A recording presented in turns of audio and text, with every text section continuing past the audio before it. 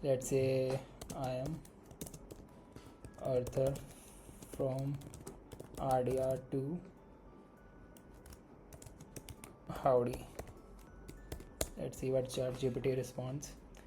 Howdy Arthur, how's life on the run with the gang? You keeping out of trouble?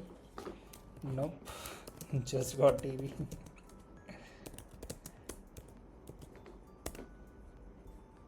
So sorry to hear that, Arthur. Tuberculosis is tough, especially out there in the wild. So welcome back everyone. We are back to our AI for beginners tutorial, and we have learned about functions, we have learned about roles, and we have learned about Gradio. So today we are going to create a project and get some hands-on practical experience. So let's get started. Today I'm going to build a chatbot here using the Gradio as well as the GPT API. Here you have probably set up the code. We just import our libraries. We import Gradio, we import OpenAI library, we import env and OS. We load the env and check if API is okay or not, and then we initialize this OpenAI object, and now after this we can start with our code. So first of all, this is gr.closeAll. This will close all the running current ports, current instances of Gradio. So this is just required just to clean up the current running ports. I'm gonna run this. Now we are onto our actual code. So this is a chatbot function that will be running in the Gradio instance. I will come to it later. Let's first run our main code. So this is the main actual chatbot code we are going to run. So let's go line by line. With gr blocks as demo, this will basically create a container or context for building the UI using Gradio's API. Assigns this whole block as a variable called demo, right? After this you can add components, buttons or text boxes inside this container. So moving on to this line, chatbot component. This is gonna add a chat window component that visually displays a conversation. This will keep the history of your messages as well as the GPT responses. So we just name it the label and GPT chatbot, and messages means it expects a list of messages as dictionaries with keys, role and content. And so this adds a text input box where the user will type their message. Next, this is the clear button, just to clear the chat. When click this button will clear the window chat and as well as the input box, right? And finally we have our message submit button. So what this line does is that it takes the function chatbot that we created. We'll get back to that function, and it takes the inputs and it takes the outputs, right? So what it does is it binds the enter key with this function. When you enter, this function will be run with these inputs. So the inputs to chatbot are the current text from message, the user's message, and the current state of chatbot component, the chat history. The outputs are the chatbot component, the updated chat history to display, and the message that is in the text box, right?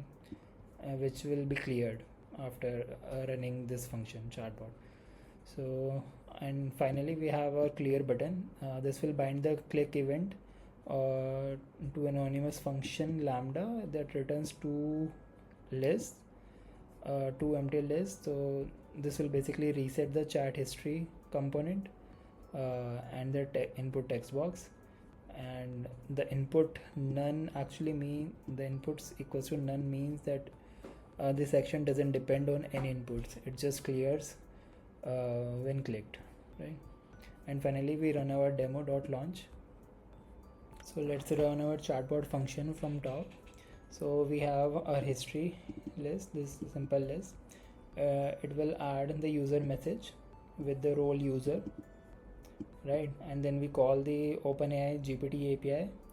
So we are using GPT mini here. It costs less. You can use GPT 4 version or the newer plus version maybe.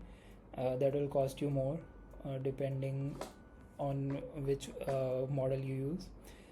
Finally, we have messages. This we are the history that we are keeping. We get the response from GPT, and then we add that response to our history, right?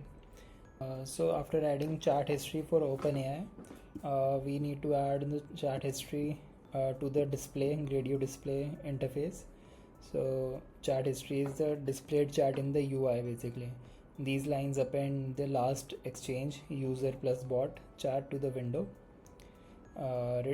And finally we have this, we return the updated chat history to display in the UI and return an empty string to the user input box after submission.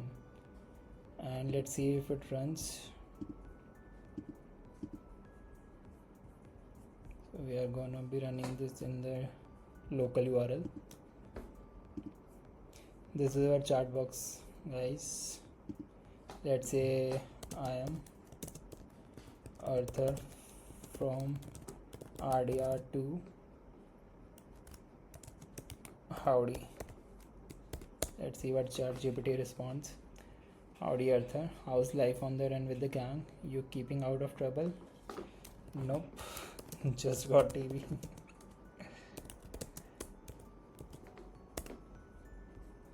So sorry to hear that, Arthur. Tuberculosis is tough, especially out there in the wild. And ChatGPT is actually keeping our history, and we can see our responses here. We can also clear the chat, and let's say I am John from RDR.